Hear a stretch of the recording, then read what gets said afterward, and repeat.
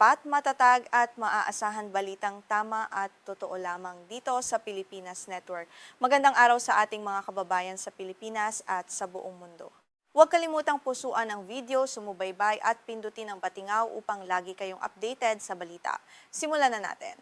Isang mainit na balita ang ating tinutukan ngayon mula sa gitnang silangan. Inihayag ng bansang Iran na matagumpay nilang napatamaan at nyanig ang mga modernong rocket system ng Amerika na nakatalaga sa Kuwait. Ayon sa mga ulat mula sa Tehran, partikular na pinuntirya ng kanilang militar ang mga bansa kung saan naroroon ang mga base militar ng Estados Unidos upang magpadala ng isang matinding babala. Ayon sa Fars News Agency, ang opisyal na pahayagan na may direktang ugnayan sa Islamic Revolutionary Guard Corps o IRGC ng Iran, gumamit sila ng mga high-tech na suicide drone upang isagawa ang mapanghas na pag-ataking ito. Sinabi ng ahensya na ang kanilang mga drone ay matagumpay na sumabog sa mismong posisyon ng mga HIMARS launcher ng Estados Unidos, huling naghahanda di umano ang mga ito na magpakawala ng mga missile patungo sa teritoryo ng Iran. Hindi lamang ang mga pasilidad ng militar ang naging target ng opensibang ito. Iniulat din ng Fars News na naglunsad ang Iran ng 3 malalakas na ballistic missile patungo sa Almina Oil and Gas Complex na matatagpuan sa lalawigan ng Ahmadi sa Kuwait. Ang estratehikong lokasyong ito ay kilala rin bilang lugar kung saan nakapwesto ang mga Tactical Ballistic Missile System ng Amerika na tinatawag na ATAC-CMS na may kakayahang tumama sa malalayong distansya. Bukod sa mga napaulat na pag-atake sa loob ng Kuwait, lumawak pa ang saklaw ng operasyon ng militar ng Iran sa buong rehiyon. Ayon sa pahayag ng Tehran, sabay-sabay nilang pinuntirya ang iba pang mga instalasyong militar at estratehikong base ng Estados Unidos na matatagpuan sa mga karatig bansa tulad ng Bahrain, Qatar, Jordan, maging sa Oman, na nagdulot ng malaking pangamba sa seguridad ng buong gitnang silangan sa kasalukuyan.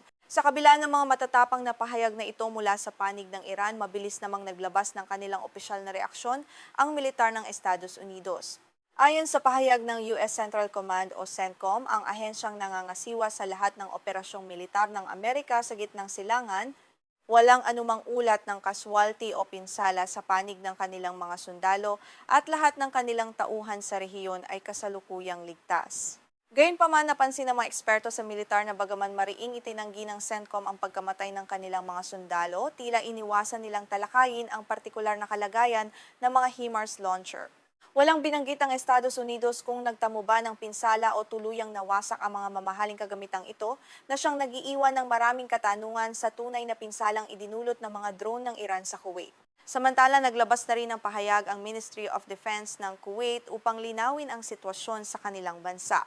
Kinumpirma ng kanilang pamahalaan na may 3 border checkpoint sa hilagang bahagi ng bansa at isang oil rig na pagmamay-ari ng Kuwait Oil Company ang nagtamo ng malaking pinsala matapos atakihin ng mga hindi kilalang drone, bagaman hindi nila direktang pinangalanan ang Iran bilang may akda ng pag-atake.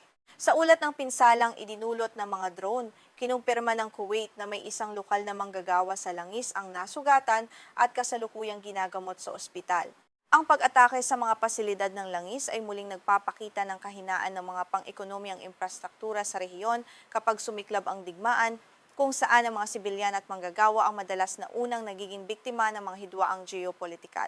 Kapansin-pansin din na sa lahat ng opisyal na pahayag ng pamahalaan ng Kuwait, wala silang binanggit na anumang impormasyon hinggil sa sinasabing pag-atake sa mga unit ng HIMARS ng Estados Unidos na nakatalaga sa kanilang lupain.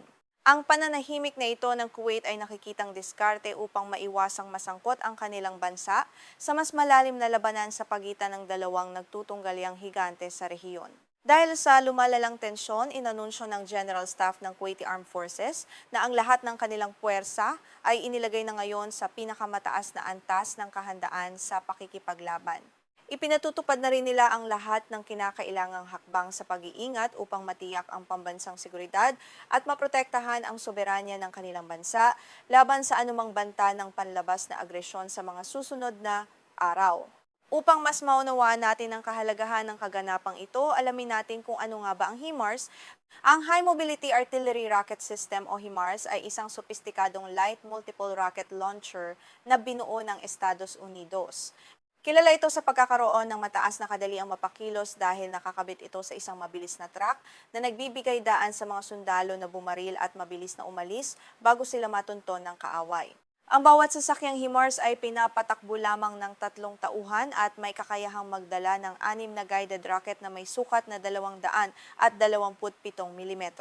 Bukod dito, maaari rin itong maglunsad ng isang malaking Army Tactical Missile System o ATAC-CMS, isang ballistic missile na may kakayahang magdala ng malalakas na pampasabog at tumama sa mga target na nasa layong hanggang 300 kilometro. Ang mga unit ng HIMARS ng Amerika na nakabase sa Kuwait ay hindi bago sa labanan.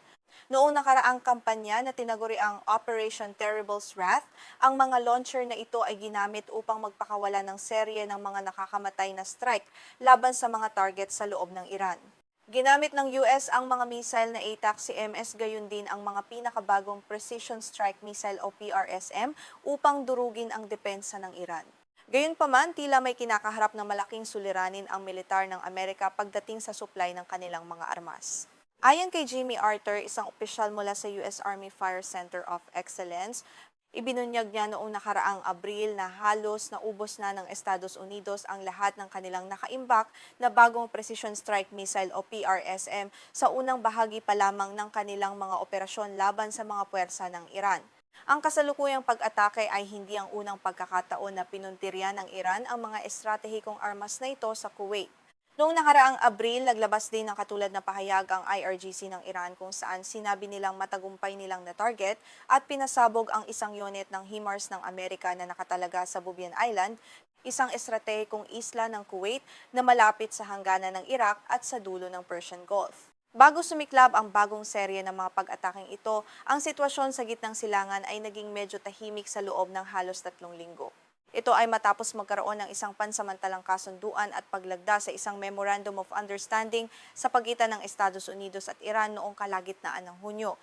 Ngunit ang kapayapaang ito ay panandalian lamang pala at mabilis ding naglaho dahil sa mga bagong issue.